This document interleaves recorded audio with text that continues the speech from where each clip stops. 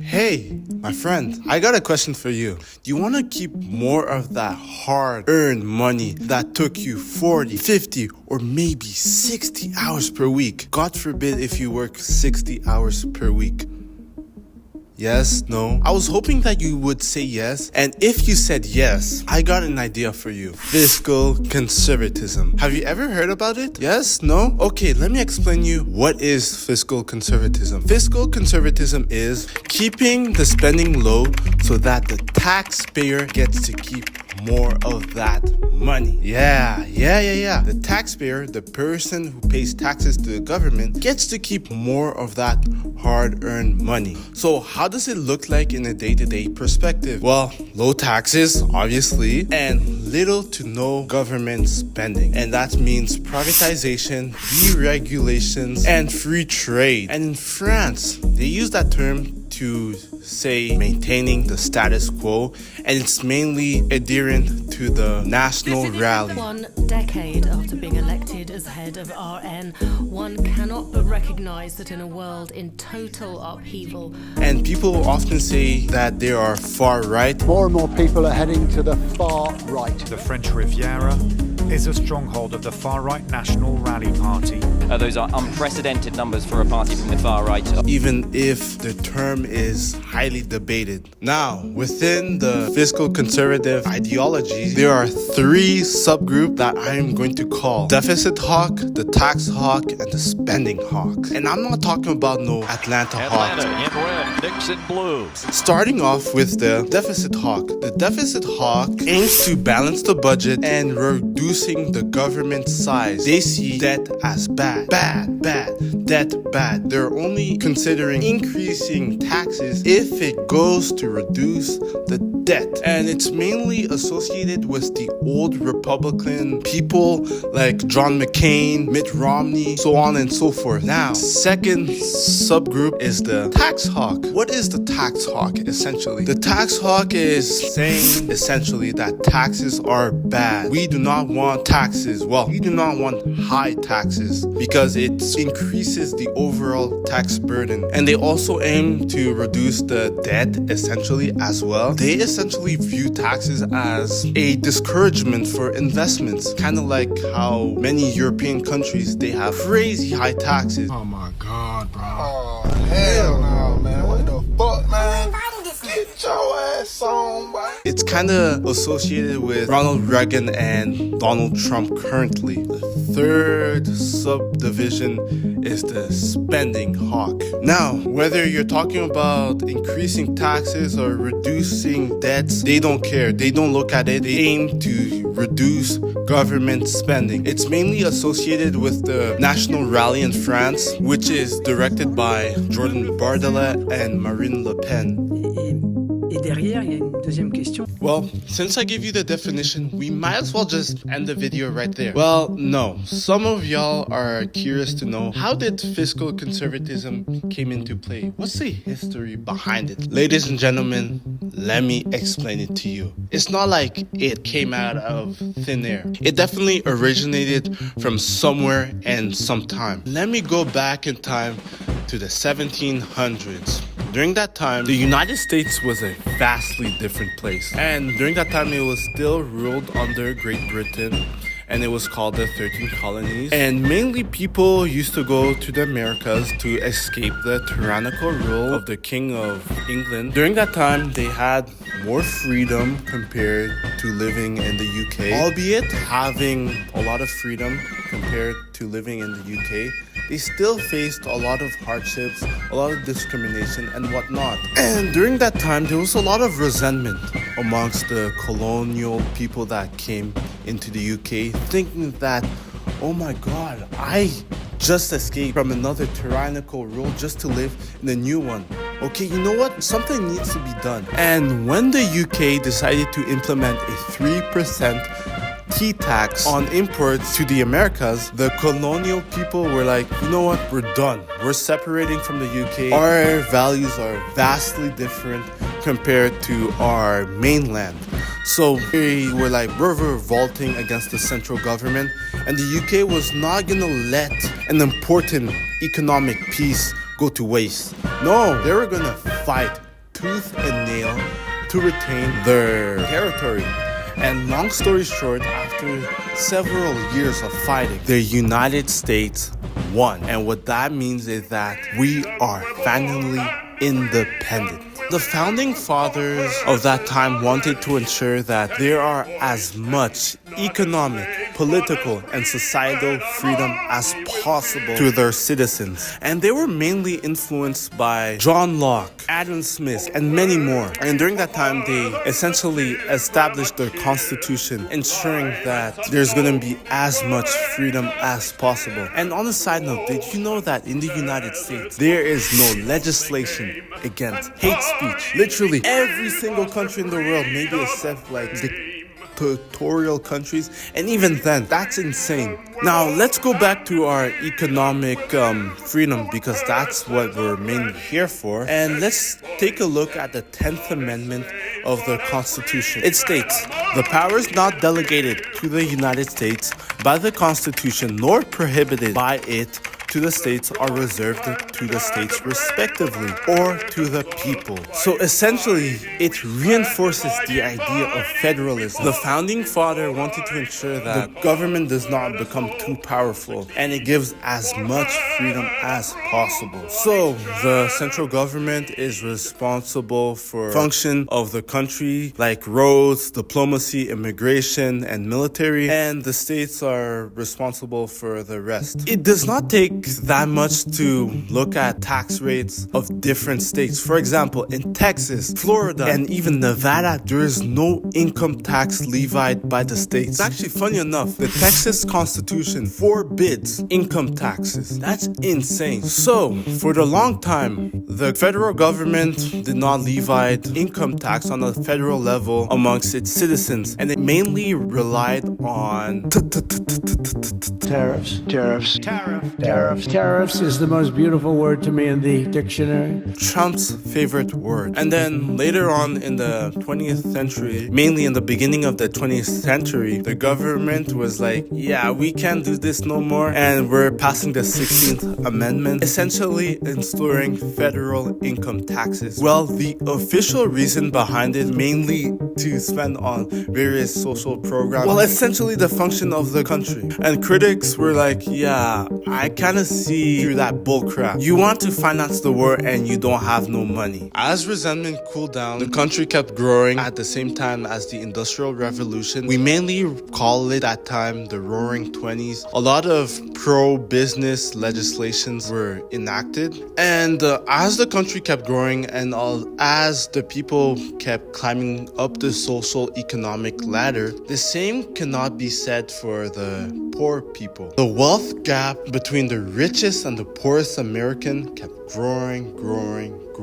and it all came crashing down at the end of the decade. No pun intended. So, in 1929, the Wall Street crash came crashing the stock market. The inevitable happened. 1929, Black Tuesday. The New York Stock Exchange is in a panic.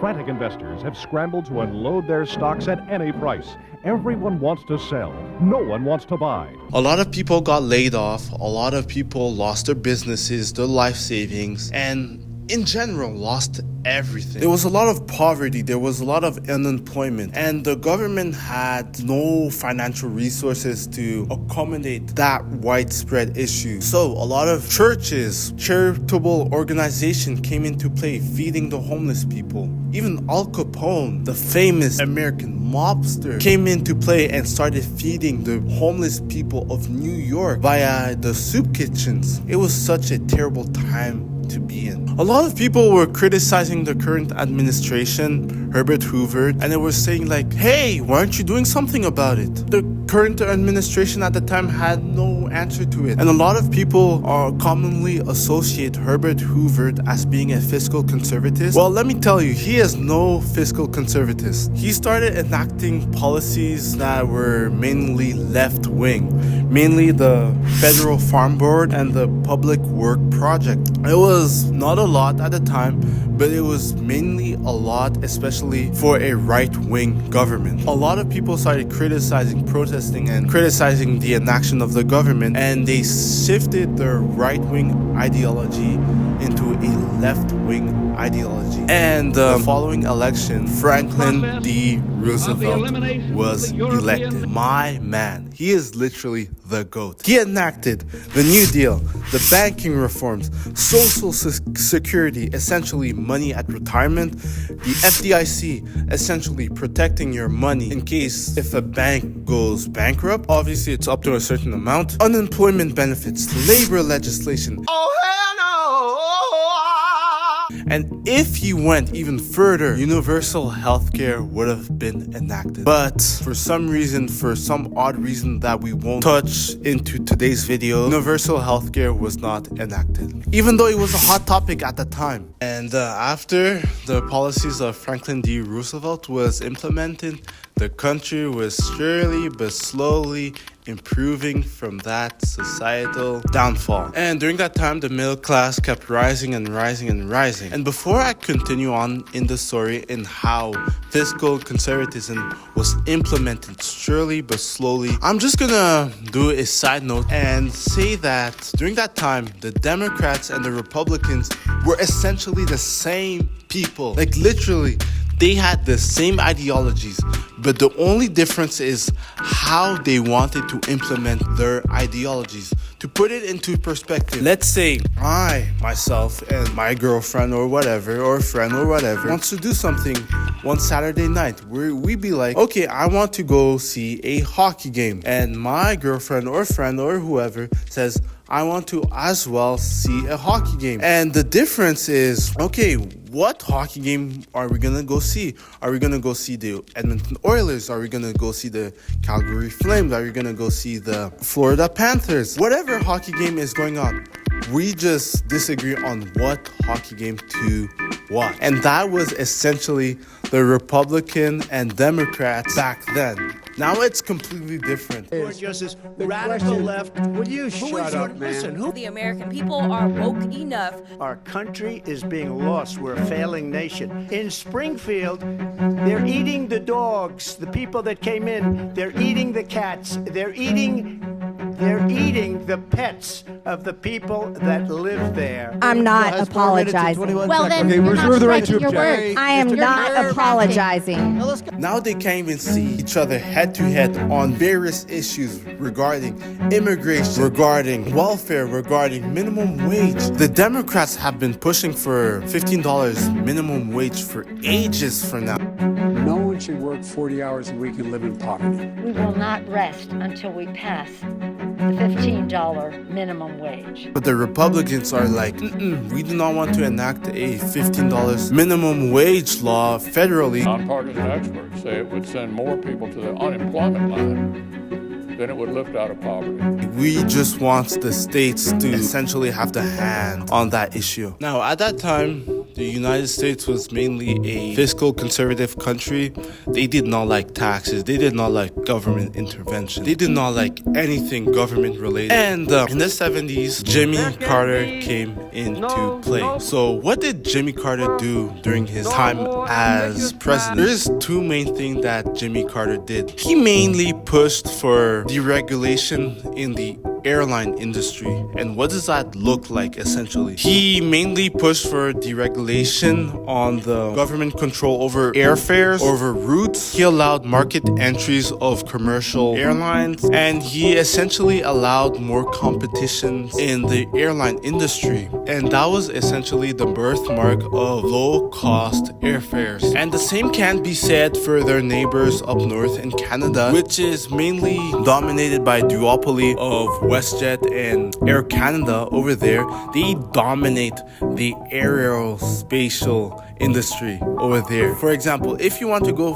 from Vancouver all the way up to Toronto, it's gonna cost you at least like $600, $700. Compared to the United States, if you want to go from Seattle to Florida, it's gonna cost you like $200, $300, maybe $100 if you're lucky. And during that time, there was a lot of airline companies that either expanded or got created, like Spirit Airlines, JetBlue, Southwest Airlines. And he also deregulated the beer industry, which is really insane. During that time, beforehand, like 50 years ago, there was prohibition, and essentially the federal government banned alcohol. But 50 years later, who would have guessed that the Carter administration would have gone one step further and deregulate the whole beer industry? So he legalized malt, hops, and yeast to home brewers company, and the home brewing industry kept growing and growing and growing, and now there's over like 3,000 home brewing companies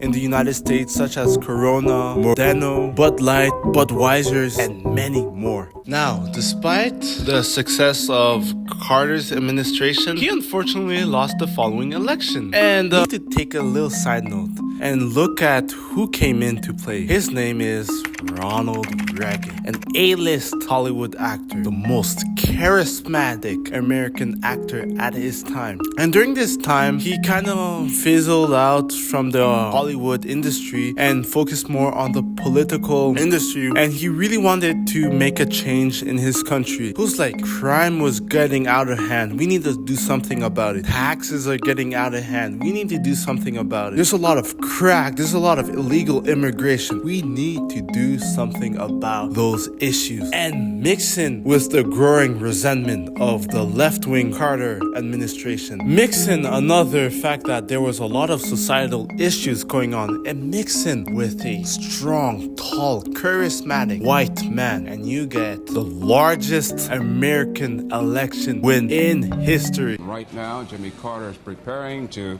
get into the presidential limousine. He will be making his concession speech.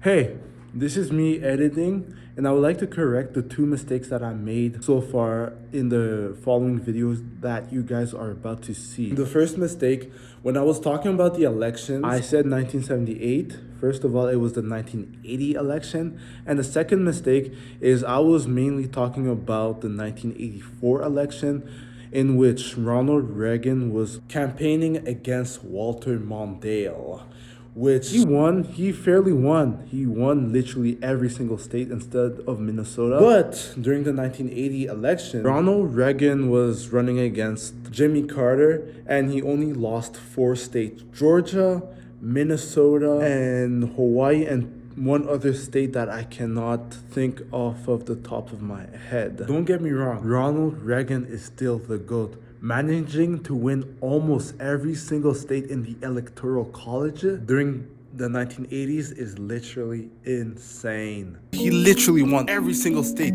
Like, literally, think about it today. Literally, California, Washington, Oregon, and even New York used to be red states, and now they're blue states. But they were red at the time, and that is literally insane. And how he managed to convince liberal voters to vote for him is literally astonishing. So, since he already secured the election, he was thus introduced as president. And what he did during his time is literally, if I had to put it in today's context, is literally fiscal conservatism at its core. He is literally LeBron James of fiscal conservatism. And he implemented something called the Reaganomics. What is Reaganomics? Reaganomics is essentially a neoliberal economic policies that is focused mainly on supply side economics. So there was mainly several pillars of Reaganomics: increasing military spending, balancing the budget, and reducing government spending. Wait a minute. It's almost as if it is associated with neoconservatism. Yes, Ronald Reagan was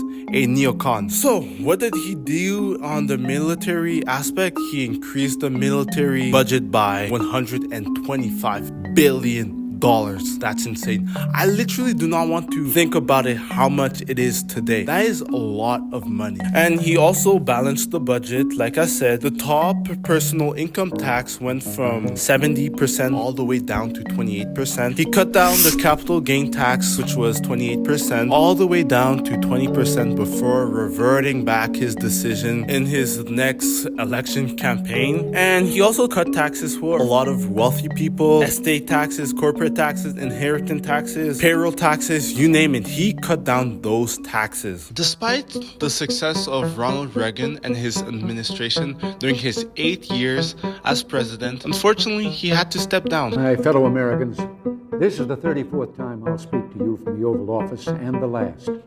We've been together 8 years now, and soon it'll be time for me to go. Now, I'm not too sure who was the person who replaced him and was running against that time. Hey, I wanted to correct my mistake once again. After Ronald Reagan did his 2 terms in office, it was George W. Bush Sr. who's replaced him, and he did his first term. And on his second re-election campaign, he unfortunately lost against Bill Clinton. That's it. Game, set, match. It's over. We will have a new president of the United States. Bill Clinton came into play, and Bill Clinton is something very special. He's a special kind of Democrat. He is what we called a third wave. What is a third wave? I'm talking about like a new wave of Democrat that are fiscally conservative but are socially liberal. And during that time, he raised the taxes. Yeah, so sad. He brought the top income tax from 31% all the way up to under 40%, and he instaured a 35% top corporate tax rate for businesses. And in the 90s, he also cut taxes for small businesses and lower income families. He lowered the capital gain taxes, the 20% rate to 15% and the 10% rate to 5%. And there's also one thing that you'll also learn from him. He implemented the PRORA. And I'm not talking about Peoria. I'm talking about the Personal Responsibility Work Opportunity Reconciliation Act. Well, I'm not gonna go deep dive into that 7-page long law. It is gonna be very tedious and long for you guys. So, if I can resume that long law, essentially means that there is a 5-year lifetime limit on welfare. And the results of that implementation is still up to debate. So essentially, it reduced the number of recipients of welfare and it made it harder for people to apply. With the combination of high taxes and lower government spending, it essentially made that the government was running on a surplus, something that was not done since the 1960s. He is literally the opposite of the Reagan administration that were low taxes, high spending. And it brings us to today. How is fiscal conservatism implemented in the United States? Because yes, mostly in this video we were mostly talking about like how fiscal conservatism is mainly implemented in the United States. During Trump last term, he implemented in 2017 something called the Tax Cuts